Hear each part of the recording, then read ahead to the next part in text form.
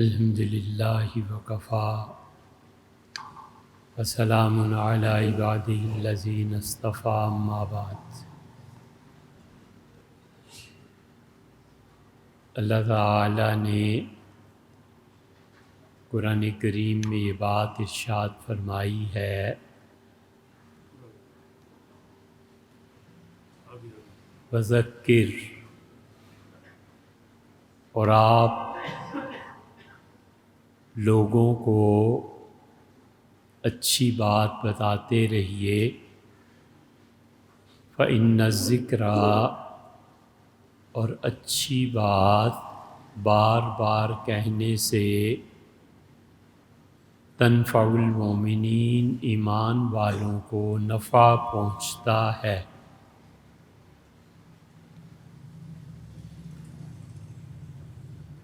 اور اللہ کی سنت سے مراد اللہ کا طریقہ، اللہ کی راہ۔ اللہ تعالی جو کام بار بار کرتا ہے وہ یہ ہے کہ وہ اپنے بندوں کو نصیحت کرتا ہے، بار بار اصرار سے یہ کہتا ہے کہ شرک مت کرو اور اللہ کی توحید کے قائل ہو جاؤ۔ اب یہ بار بار کہنا یہ در حقیقت اللہ کا طریقہ ہے، اس کی سنت ہے۔ اس لیے رسول اللہ صلی اللہ علیہ وسلم نے بہت کم لوگوں کو اجازت دی تھی کہ وہ لوگوں سے عام مجمع میں بات کریں۔ یہ جو جمعے کو وعظ اور نصیحت اور یہ جو خطبہ ہوتا ہے، عہد نبوی صلی اللہ علیہ وسلم میں اس طرح سے نہیں تھا۔ حضور صلی اللہ علیہ وسلم خود لوگوں کو نصیحت کرتے تھے، اور پھر اس کے بعد حضرت ابوبکر رضی اللہ عنہ کو خلافت ملی تو انہوں نے ایسے شروع کیا اور جمعے کا دن مقرر کیا۔ عورتوں نے حضرت رسالت مآب صلی اللہ علیہ وسلم سے کہا کہ آپ مردوں کو نصیحت کرتے ہیں، یہ آپ کے پاس بیٹھے رہتے ہیں اور ہمارا حصہ، تو آپ نے فرمایا اچھا بھائی، پیر اور جمعرات 2 دن رکھ لو، میں تم سے بات کیا کروں گا۔ اور پھر عورتوں نے کہا کہ اسے بڑھا دیں، تو آپ نے فرمایا مناسب نہیں ہے، ہفتے میں 2 دن کافی ہے، وگرنہ تمہارا دل اکتا جائے گا۔ پھر سیدنا عمر رضی اللہ عنہ تو اس معاملے میں بہت سخت تھے اور فرماتے تھے کہ منبر پر وہ بیٹھے جس کے پاس کوئی عہدہ ہو، یا جن کے پاس عہدہ ہو انہوں نے اسے اپنا نائب بنایا ہو تو وہ بیٹھے، باقی کسی کا حق نہیں ہے کہ وہ مجمع عام سے خطاب کرے۔ چنانچہ مدتوں یہی دستور چلتا رہا، حتیٰ کہ ہندوستان میں بھی تقسیم سے پہلے اور اب بھی سیدھا سادہ جمعہ لوگ پڑھتے ہیں، اور اب موجودہ دور میں کچھ ہو گیا ہو تو ہمیں علم نہیں ہے، لیکن ہوتا یہی تھا کہ جمعے کی نماز پوری ہوئی اور جس نے جانا ہے چلا جائے، جس نے بیٹھ کے وعظ سننا ہے وہ سن لے۔ ایک بڑی مسجد میں جیسے دہلی کی جامع مسجد یا اور بڑی مساجد 20 30 لوگ کھڑے ہو جاتے تھے، کوئی اس کونے میں کوئی اس کونے میں، اور ہر کوئی جو مناسب سمجھتا تھا دین پہ گفتگو کرتا تھا۔ یہ تو ہمارے یہاں شروع ہوا کہ لوگوں نے نماز سے پہلے یہ جمعے کی تقریر شروع کی، اور جو کرنے والے تھے ان کی نیت اچھی تھی کہ 15-20 منٹ میں آذان، پہلی آذان کے بعد لوگ وضو کر لیں، غسل کر لیں اور مسجد آ جائیں، تو یہ 15-20 منٹ بجائے کسی اور وجہ کے، کسی اور چیز کے اس میں لگا دیے جائیں۔ یہ ہے اصل حقیقت۔ اور اس میں لوگوں کے سامنے جتنی بھی باتیں کی جاتی تھیں، خواہ وہ جنت کی طلب ہو، خواہ وہ جہنم کا خوف ہو، چاہے وہ تاریخ کے قصے ہوں، چاہے کتاب و سنت کی تشریح ہو، وہ سب کی سب اس لیے کی جاتی تھیں کہ لوگوں میں شعور پیدا کیا جائے، اور تعلیم کی کمی کی وجہ سے جو شعور لوگوں کا معطل ہو گیا ہے اسے فعال کیا جائے، اسے جگایا جائے۔ پھر جب علم اٹھ گیا تو یہ چیز بھی نہ رہی۔ اس منبر کا جو بھی اصل مقام ہے اس میں سے ایک فرض یہ بھی عائد ہوتا ہے کہ لوگوں میں شعور اور بیداری پیدا کی جائے، اور لوگوں کو ان پہلوؤں کی طرف توجہ دلائی جائے جس کی طرف توجہ نہ کرنے سے بسا اوقات پورے معاشرے کا نقصان ہر ایک کو بھگتنا پڑتا ہے۔ اس لیے بہت سے لوگ جو بظاہر نیکی کا کام کرتے ہیں، اور بہت سے لوگ جو بظاہر ایسے قصے اور کہانیاں سناتے ہیں جس سے اللہ کا خوف پیدا ہو، وہ بظاہر ایک اچھا کام ہے، لیکن غور کیا جائے کہ اس منبر کے اوپر بیٹھنے والے کتنے فیصد لوگ ایسے ہیں جو پبلک میں بیداری کو پیدا کرتے ہیں اور شعور کی بات کرتے ہیں کہ ہمیں حیوانوں سے اٹھ کے انسانوں میں شامل ہونا چاہیے۔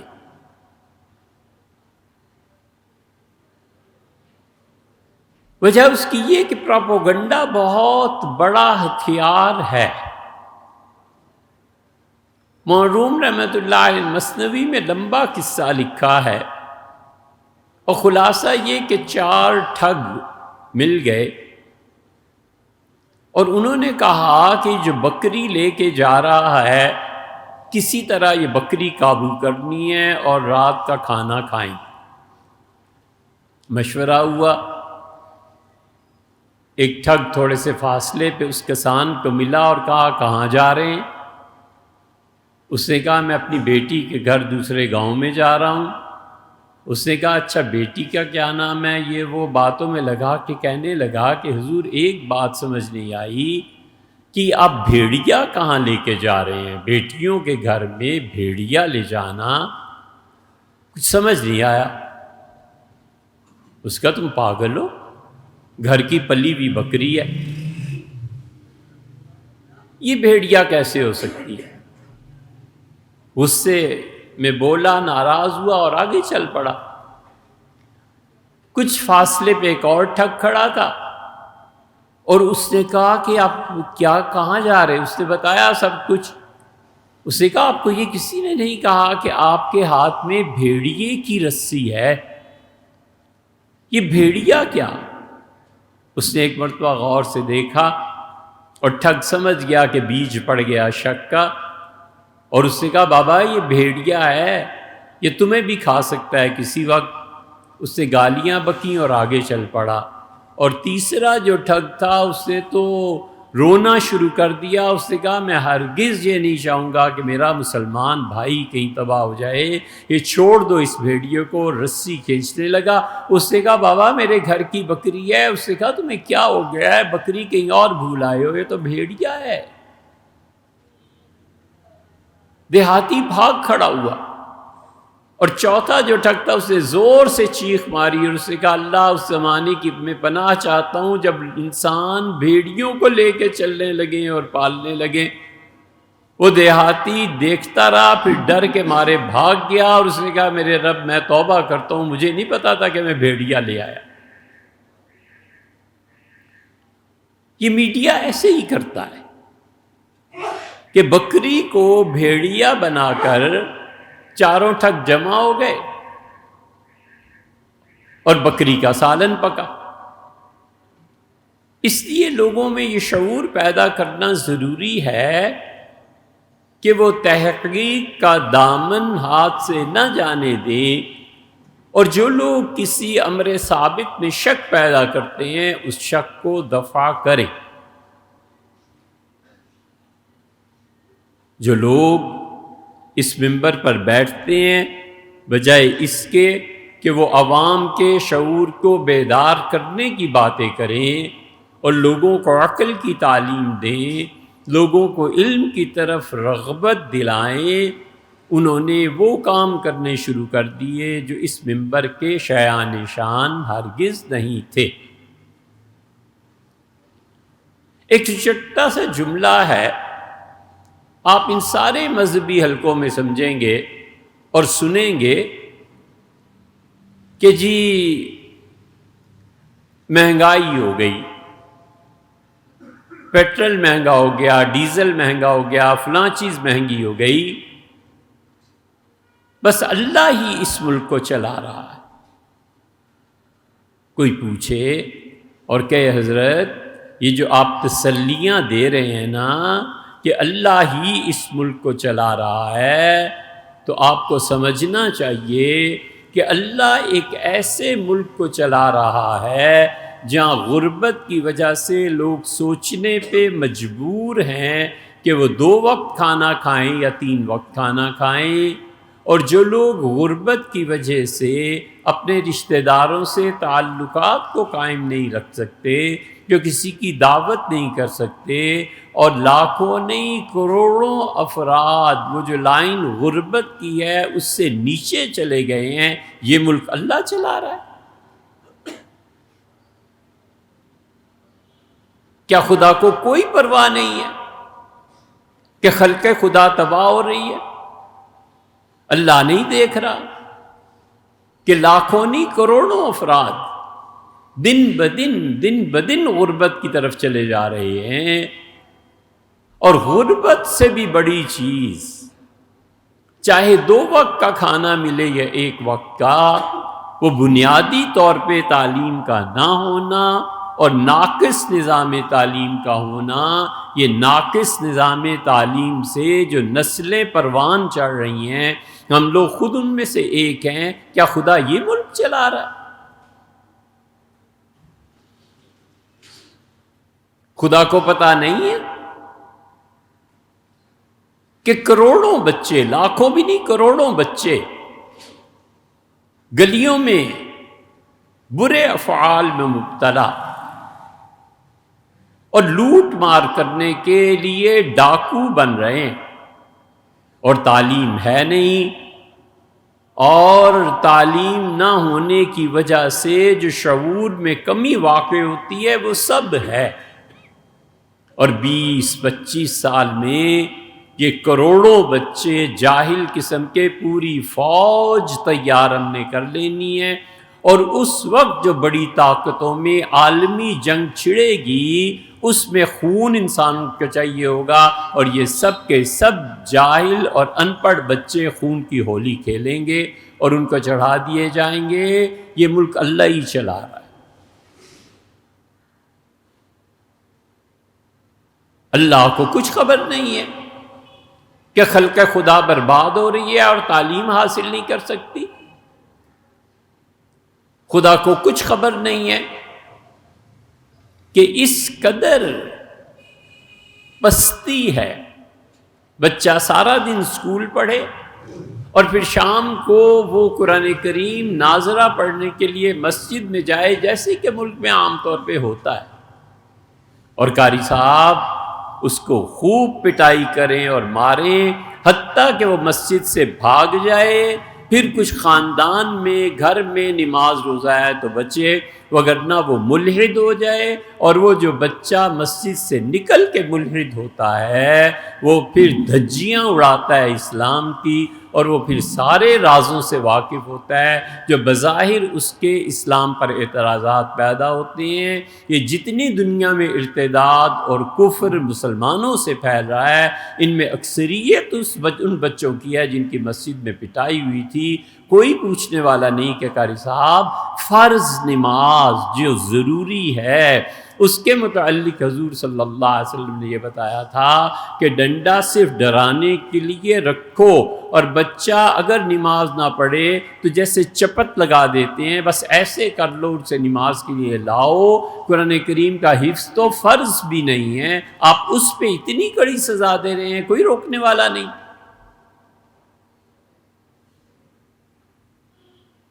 اس وقت جتنے مرتد ہندوستان میں خاص طور سے دیگر قوتوں نے ان مسلمانوں کو خریدا ہے کہ اچھا بیٹے آپ مولوی ہیں، اچھا بچے آپ ایسے ہیں، اچھا آپ حافظ ہیں، ہمیں بتائیے، ہمارے پاس آئیے، یہاں رہیے، اور اتنے پیسے لیجئے اور نکالیے بخاری میں کیا کیا احادیث آتی ہیں جن پہ اعتراض ہے، قرآن میں کون سی آیات ہیں جن پہ اعتراض ہے، ان کی ویڈیوز بنتی ہیں، اور اٹا پڑا ہے میڈیا اور بھرے پڑے ہیں یہ سارے سوشل میڈیا کے چینلز جہاں پر وہ بچے جو مسلمان تھے اور اعتراض کر رہے ہیں اور الہات کو پھیلا رہے ہیں۔ یہ ملک خدائی چلا رہا ہے پھر بھی، سبحان اللہ۔ ہم سب اپنے شعور کی بیداری نہ ہونے کی وجہ سے اپنی کوتاہیوں کا ذمہ دار اللہ کو ٹھہراتے ہیں۔ اس لیے جو امت میں صحیح معنی میں حکما تھے اور جو امت کی نبض پہ ہاتھ رکھے ہوئے تھے، وہ جانتے تھے کہ نظام تعلیم کے بدل جانے سے اقوام بدل جاتی ہیں، اور زبان کی تبدیلی سے ثقافت اور تہذیب بدل جاتی ہے۔ چنانچہ بالکل اپنے طور پہ دانائی اور بڑی حکمت کا کام کیا اتاترک کمال پاشا نے، ہم اسے کافر کہیں یا جو کچھ بھی کہیں۔ اتاترک کمال پاشا جب ترکی میں آیا تو اس نے اولین کاموں میں سے یہ کیا کہ اس نے کہا فارسی اور عربی ختم کرو، اور آئندہ سے ترکی زبان اور وہ بھی رومن لینگویج لکھی جائے گی۔ جیسے مثلاً آج کل دیکھیں سارا ملک اس میں مبتلا ہے، اور جگہ بھی مبتلا ہوں گے۔ آپ لکھنا ہے تو الف مد آ اور پے لکھنے کے بجائے ڈبل اے پی لکھ دیتے ہیں آپ، یہ رومن لینگویج کہلاتی ہے، اور یہ سب بچوں میں عام ہے، سب جانتے ہیں۔ عربی اور فارسی اس نے ختم کر دی، اس کا سیدھی سادھی یا تو ترکی زبان لکھو یا یہ رومن، اور ایک نسل بدلی 30-40 سال کے بعد، اور کتاب و سنت کے جتنے ذخائر، صدیوں کی محنت جو خلافت عثمانیہ نے کی تھی وہ سب کی سب بیکار ہو گئی، ختم ہو گئی، اور ترک بچے نہ عربی پڑھیں نہ فارسی پڑھیں، وہی رومن لینگویج پڑھیں۔ اور اب جا کر کہیں ترکوں میں یہ احساس ہوا کہ ہمارے احساس تو خیر انہیں پہلے بھی تھا، اب عملاً حکومت نے انہیں اجازت دی کہ فارسی عربی پڑھو۔ یہی وہ چیز تھی جو خلافت عثمانیہ کے زوال پہ علامہ اقبال نے کہی تھی، اور انہوں نے کہا تھا دل بدل جاتے ہیں تعلیم بدل جانے سے۔ کوئی لینگویج آپ پڑھائیے، اب تو یہ سمجھنا مشکل ہی نہیں رہا۔ بچے کو جرمن لینگویج پڑھائیں اور 2-4 سال پھر دیکھیں بچہ کیا کرتا ہے، فرینچ پڑھائیں، انگلش پڑھائیں، عربی پڑھائیں، بچہ میڈیا میں اس زبان کی چیزیں تلاش کرے گا، اچھی یا بری، اور جو کچھ اس میں تعلیم ہوگی اس کو وہ حاصل کر لے گا۔ اس لیے نظام تعلیم جب انگریزوں نے بدلا ہے 1830 میں، اور انہوں نے کہا کہ فارسی اور عربی پڑھو ضرور، اور ہندو بنارس جا کے پڑھیں اور مسلمان دلی میں پڑھیں، ہمیں کوئی اعتراض نہیں ہے، مگر آج کے بعد سرکاری ملازمت اسے ملے گی جو انگلش جانتا ہو۔ انگریزوں کی اس بات پہ لب پکے ہندو، اور جتنی بھی ہندوستان میں بڑی بڑی تعلیم کی مراکز اور درسگاہیں تھیں، سب میں ہندوؤں نے ڈٹ کے پھر انگریزی پڑھی اور وہ مسلمانوں پر غالب آ گئے۔ خال خال اللہ کے بندے تھے جنہیں یہ احساس ہوا کہ اگر نظام تعلیم اس طرح پلٹ گیا تو دین کا بھی نقصان اور دنیا کا بھی۔ انہوں نے کہا بھائی دنیا تو دنیا والے جانیں، ہمیں خدا کے دین کو بچانا ہے، ہم اپنے مدارس قائم کریں، عربی اور فارسی پڑھائیں، ہم انہیں اچھے تعلیم دیں۔ دیوبند میں نتیجہ یہ کہ مدرسہ بنایا گیا، ندوہ میں مدرسہ بنا، بریلی میں وہاں احمد رضا خان صاحب تھے انہوں نے بنایا، مراد آباد شاہی مسجد مراد آباد میں مدرسے بنائے گئے۔ یہ سب اسی لیے تھا کہ لوگ اپنی اثاثے، اپنی ثقافت اور اپنی تہذیب کو بچائیں۔ چنانچہ جس نے جو زبان پڑھی اس نے اس تہذیب کو اختیار کیا۔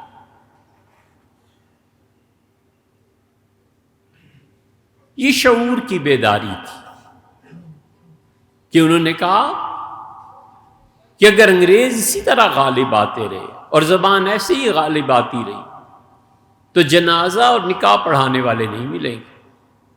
تو ان تمام لوگوں نے اپنی اپنی جگہ پہ محنت کر کے خدا کے دین کو باقی رکھا، وگرنہ یہ ختم ہو گیا ہوتا بالکل ٹھیک اس طرح جس طرح اب آئندہ نسلوں میں دین ختم ہوتا جا رہا ہے۔ ان بچوں کو جنازے کی نماز نہیں آتی، انہیں قنوت میں کیا دعا پڑھنی چاہیے یہ نہیں آتی، یہ سب بھولے بھلائے بیٹھے ہیں اور انہیں پتہ ہی نہیں ہے کہ خدا کا دین کیا ہے۔ یہاں تک کہ ہم سے کئی ایک نے کہا کہ ہم تو احرام باندھ کے طواف جب کرتے ہیں تو کانوں پہ ہیڈ فون لگا لیتے ہیں، پھر وہ اردو کا کوئی پروگرام ہے اسے سیٹ کر لیتے ہیں، وہ کہتا ہے اب یہ کرو اب یہ کرو اب یہ کرو، وہی کرتے جاتے ہیں، جو وہ پڑھتا ہے وہ پڑھتے جاتے ہیں، ہمیں نہیں معلوم عمرہ کیا ہوتا، لیکن پیسہ ہے اور سر چڑھ کے بولتا ہے۔ آپ کو اگر یاد ہو بڑی عمر کے لوگوں کو اور جنہوں نے ٹی وی کا دور دیکھا ہے 1966 کے بعد کا، ایک پروگرام آتا تھا کسوٹی، اور کسوٹی میں 2 آدمی ہوتے تھے، پھر ایک بدل کے اور پھر 2 آدمی ہو گئے۔ پہلے افتخار عارف صاحب ہوتے تھے اور دوسرے عبید اللہ بیگ ہوتے تھے۔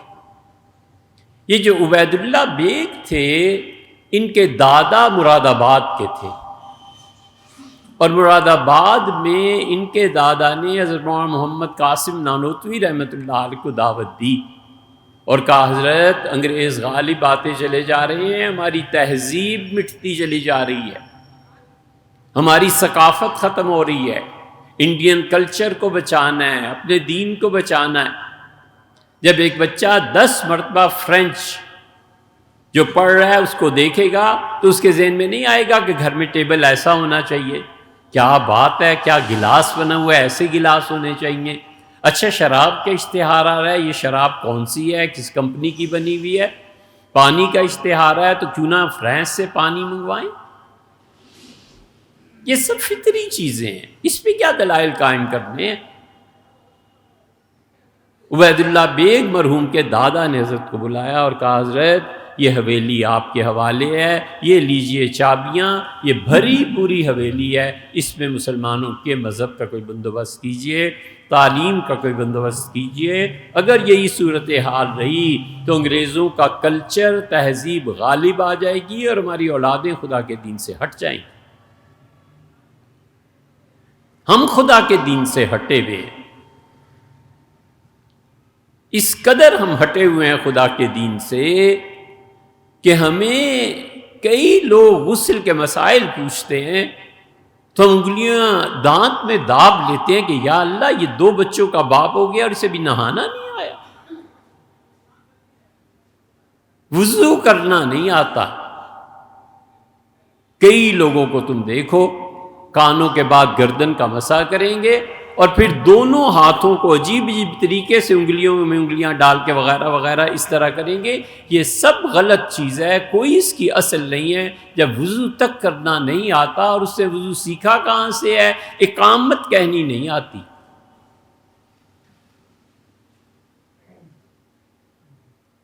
اس لیے جتنا شعور ہمارا معطل ہے اتنا ہی خدا کے ذمے لگاؤ کہ خدا چلا رہا ہے، کچھ پتہ نہیں ہے۔ اور ہماری مذہبی قیادت ہر جگہ ہی اللہ چلا رہا ہے، اللہ عجیب ملک چلا رہا ہے، جس ملک میں بھوک کو مٹانے کے لیے 2 چیزوں کا آغاز ہوا ہے، عورت کی عزت اور مرد کا خون، یہ دونوں بہہ رہے ہیں، دونوں برباد ہو رہے ہیں، پیسہ کمایا جا رہا ہے ان چیزوں سے، اور پھر بھی یہ ملک اللہ ہی چلا رہا ہے۔ اللہ کو یہی منظور ہے کہ عورتوں کی عزتیں لٹتی رہیں، خدا کو یہی منظور ہے، خدا یہ چلا رہا ہے کہ کراچی سے عورت بیٹھے اور بہاولپور تک کیا ہو جائے، اور خدا کو یہی منظور ہے کہ بچوں کا خون ہوتا رہے، لڑکے مرتے رہیں، پوری نسلیں کٹتی رہیں۔ خدا یہ ملک چلا رہا ہے، یہ کہ خدا نے چھوڑ دیا ہے کہ تم میری بات نہیں مانتے، جو مرضی کرو۔ اور ابھی تو خطرہ الحاد کا ہے جو آہستہ آہستہ پھیل رہا ہے، اور ابھی تو بہت بڑا خطرہ یہ آنے والی نسلوں کا ہے کہ جنہوں نے خدا کے دین کو اتنا بھی نہیں پوچھنا جتنا اب ہم اپنی آنکھوں سے دیکھتے۔ مساجد خالی ہو گئی ہیں، دین برباد ہو گیا ہے۔ مساجد میں کیا جمعے کے دن جو آتے ہیں کہ کوئی خاص نمازی نہیں ہے، اگر محلہ پورا جمعہ ہی پڑھنے لگ جائے، مسجدیں تنگ پڑ رہی ہیں، اس لیے نہیں کہ نمازی زیادہ ہو گئے ہیں، اس لیے کہ آبادی بڑھ گئی ہے۔ آبادی کے تناسب میں جہاں پہلے 2 کروڑ 4 کروڑ ہوتے تھے، اب وہاں 22-23 کروڑ افراد ہو گئے ہیں۔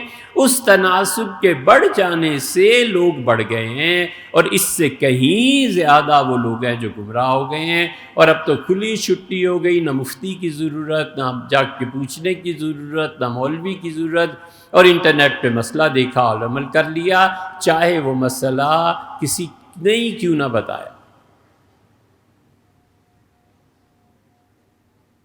لاہور میں کتابوں کا میلہ تھا، ہم گئے، لمبے بال ایک لڑکے نے رکھے ہوئے تھے اور انگلش کی کتابیں، ہم نے پوچھا یہ کس شہر سے؟ ان کا ہم دہلی سے آئے، ہمیں انڈیا ہی کی کتابوں کی ضرورت تھی۔ ہم گئے، دیکھا، انہوں نے اپنا کارڈ دیا کہ کبھی تم دلی آؤ تو ہم سے ملنا۔ ہم گئے دلی، ان کی دکان پہ کتابیں خریدی۔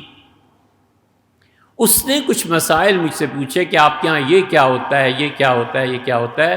تو ہمیں پہلے تو شبہ ہوا کہ شاید اسلام قبول کرنا چاہتا ہے۔ پھر ہم نے اس لڑکے سے پوچھا کہ آپ کو ان مسائل کی ضرورت کیا پیش آئی؟ جب زیادہ ہی سوالات ہوئے تو ہم نے بھی جانا تھا، وقت تھوڑا تھا، ہم نے کہا ضرورت کیا پیش آئی؟ انہوں نے کہا انٹرنیٹ میں نے کھولا ہوا ہے اور اس پہ اپنا نام کچھ اور رکھا ہے، بھلا سا نام بھی انہوں نے بتایا، اور انہوں نے کہا جو بھی مسلمانوں میں سے کوئی فتویٰ ہم سے پوچھتا ہے، ہم پھر آپ جیسے لوگوں سے بھلے مانسوں سے پوچھ کے اسے بتاتے ہیں۔ ہم کدھر سو رہے ہیں؟ ہمیں شعور نہیں ہے کہ ہمارا نظام تعلیم ان پچھلے 50 سالوں سے اب اتنا گرا چکا ہے ہمیں کہ رشتہ لینے آتے ہیں تو پوچھتے ہیں آپ کی بیٹی کیا کرتی ہے؟ لا حول ولا قوت الا باللہ۔ اس سے ذرا سا آپ احتجاج کر کے تو دیکھیں رشتہ یہ گیا اور وہ گیا۔ بتانا پڑتا ہے کہ بیٹی کما رہی ہے، اچھا ہم اس سے پوچھے تھے کہ بیٹا بھی کمائے گا، بیٹی، بھلا عورتوں کی کمائی بھی کوئی کھاتا ہے؟ لوگ تھپڑ مار دیتے تھے، یہ سوال کوئی پوچھ ہی نہیں سکتا تھا غیرت کی وجہ سے کہ بیٹی کیا کر رہی ہے۔ بیٹی کا کام سوائے ماں کے اور بچوں کی اچھی تربیت کے اور ہے ہی کیا؟ پھر آپ ہمیں یہ سبق پڑھاتے ہیں کہ اللہ چلا رہا ہے۔ شاباش اور آفرین ہے ایسے خدا پہ۔ خدا ایسے خدا سے اپنی پناہ میں رکھے جو قوموں کو برباد کر دے، جو کروڑوں آدمیوں کو بے حیا کر دے، جو کروڑوں آدمیوں اور پوری نسل نظر ہو جائے۔ اور خدا اس دین سے بھی ہمیں اپنی پناہ میں رکھے کہ بیت اللہ میں تل دھرنے کی جگہ نہیں ہے، بیت اللہ میں پاؤں رکھنے کی جگہ نہیں ہے۔ پوری امت سے افراد آئے ہوئے ہیں، اور یہ 27ویں ہے اور یہ 23ویں ہے اور یہ لیلۃ القدر ہے، اور غزہ میں اور دیگر جگہوں پہ مسلمان اس بری طرح پٹ رہا ہے کہ قبریں بنانے کی جگہ نہیں ہے، لاشیں رکھتے ہیں اور پتھر ڈال دیتے ہیں۔ اس قوم کی عقل ہے کوئی؟ یہ کون سا خدا ہے؟ ہمیں بھی یار کسی دن آ کے بتاؤ، جو کہے کہ رمضان میں آ کے عمرہ کر لو اور یہ پیسے جو مسلمان بچے بغیر تعلیم کے تمہارے گھروں میں ہیں ان کو تعلیم نہ دینا۔ وہ کون سا خدا ہے جس نے ہمیں مت اور عقل اور سمجھ نہیں دی کہ ہم اپنے نظام تعلیم کو بدلیں، ہم اپنے نظام تعلیم کو کچھ اور بنائیں، ہم اپنے بچوں کو وہ کچھ پڑھائیں جو خدا چاہتا ہے اور انسانیت چاہتی ہے۔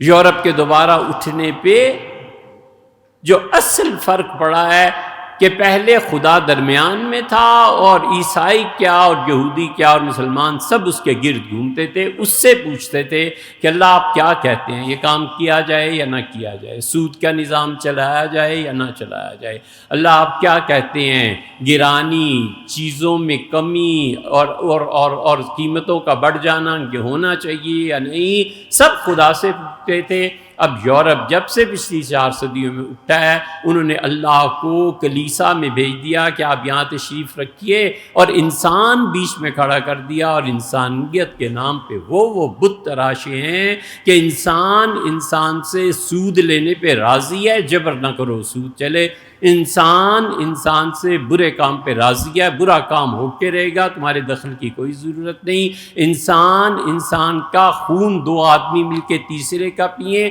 تمہاری کوئی ضرورت نہیں، وہ آدمی راضی بھی ہے، نیم راضی ہے، وہ بھی خون بیچ رہا ہے اور یہ بھی خون پی رہا ہے۔ یہ وہ لائن ہے جس پہ مسلمان چل رہے ہیں، یہ وہ جگہ ہے جہاں پر خون بہہ رہا ہے، عالمی جنگیں کہاں تک پہنچ گئی ہیں اور کیا ہو رہا ہے، اور ساری طرف تم دیکھو اس نظام تعلیم کی وجہ سے ہم کتنا پیچھے رہ گئے ہیں، اور پھر بھی ہمارا مذہبی طبقہ اس کا اللہ چلا رہا ہے۔ اللہ کہاں چلا رہا ہے یار؟ ہمیں بھی تو بتاؤ نا، اللہ کہاں ہے، کہاں چلا رہا ہے؟ پچھلی 3 صدیوں میں کوئی جگہ ہے جہاں تمہاری پٹائی نہ ہوئی ہو؟ پچھلی 3 صدیوں میں کوئی جگہ ہے جہاں پر ہم نے شکست اور ذلت کا سامنا نہ کیا ہو؟ پھر اس کے باوجود اللہ چلا رہا ہے۔ یہ سانحات ایسے نہیں ہوتے، تدریجاً چلتی ہیں اقوام، اس لیے کہ ہم ان کے وارث ہیں جو حقیقت میں جانتے تھے کہ ممالک اور حکومتیں کیسے چلائی جاتی۔ محمد ابن زیاد کے دادا سیدنا عمر رضی اللہ عنہ آئے اور انہوں نے کہا دیکھو فلاں جگہ میں نے ریزرو کر دی ہے، یہ جنگلات ہیں، ان جنگلات کو کوئی نہیں چھیڑے گا، رسیاں باندھ دو اور پہرے لگا دو، اور اگر کسی نے اس ریزرو جنگل میں تم کسی کو دیکھو کہ کوئی درخت کیا ٹہنی کاٹ رہا ہے تو اسے پکڑ کے قید میں ڈال دینا اور اس کے سارے آلات توڑ دینا، خبردار جو ریزرو جنگلوں سے ایک ٹہنی بھی ٹوٹے۔ انہیں شعور تھا کہ جنگلات کس قدر ضروری ہیں، انہوں نے کسی کو اسپیئر نہیں کیا۔ طائف سے پتہ چلا کہ قافلہ آ رہا ہے، سیدنا عمر رضی اللہ عنہ کا کیا لا رہے ہیں؟ انہوں نے کہا کشمش لا رہے ہیں، انگور لا رہے ہیں۔ کیا ریٹ دے رہے ہیں؟ یہ ریٹ دے رہے ہیں۔ جب اطلاع پہنچی تو اٹھے اور جلدی سے مدینہ منورہ بازار میں چلے گئے، اور میں تمہارا کیا ریٹ ہے؟ ان کا حضرت یہ ریٹ ہے۔ انہوں نے کہا کیا خوب، وہ لائیں گے اور تم سے سستا بیچیں گے، ہمارا خون، ہمارا مال، ہماری دولت ہماری ہی آنکھوں کے سامنے لوٹ کے لے جائیں، میں بھلا اجازت دے سکتا ہوں؟ وہ آئیں، تم ان کے ساتھ بیٹھ کے مذاکرات کرو اور دیکھو مدینہ منورہ میں یہ چیزیں بکیں گی، ریٹ وہ ہونا چاہیے، تم دونوں آپس میں مل کے جو طے کرو گے، میں ہرگز یہ نہیں ہونے دوں گا کہ میری آنکھوں کے سامنے مسلمانوں کا پیسہ اور دوسرے لے جائیں۔ یہ ٹیکس لگتے تھے، اس طرح کام ہوتے تھے۔ اس لیے ہم سب کو چاہیے یہ ہمارے ذمے ضروری ہے کہ ہم سوچیں کیسے پیسے جمع کرنے ہیں، کیسے اپنا نصاب تعلیم مرتب کرنا ہے، کس طرح بلڈنگز بنانی ہے، کس طرح ہم نے اپنی آئندہ نسلوں کو یہ باور کرانا ہے کہ یار وہ تعلیم نہیں ہے جو یونیورسٹیز اور کالجز میں دے رہے ہیں، وہ تو اتنے نالائق ہیں کہ جو سبجیکٹ وہ پڑھا رہا ہے اسٹوڈنٹس کو وہ خود اسے پڑھنا بھی نہیں آتا۔ ہم یہ نہیں کہہ رہے کہ وہ پڑھا نہیں سکتا، ہم کہتے ہیں اسے پڑھنا بھی نہیں آتا، اور وہ پروفیسر ہے، وہ ٹیچر ہے، میتھ پڑھا رہا ہے اور میتھ میں وہ مائنس پلس نہیں جانتا، اسے الجبرے کی کیا سمجھ میں آئے گی اور جیومیٹری کی کیا سمجھ میں آئے گی۔ یہ نظام تعلیم ہے، اور اس سے جو نسلیں ابھر رہی ہیں، اوپر سے مذہبی رہنما مل گئے، اللہ چلا رہا ہے، اللہ پتہ نہیں کہاں ہے، کیا چلا رہا ہے۔ یہ جملے کوئی اور کہے تو کفر کے فتوے لگیں اور لوگ بات کرنا چھوڑ دیں۔ ہمیں اس لیے نہیں کہا جا سکتا کہ اب ہم خود فتویٰ دیں۔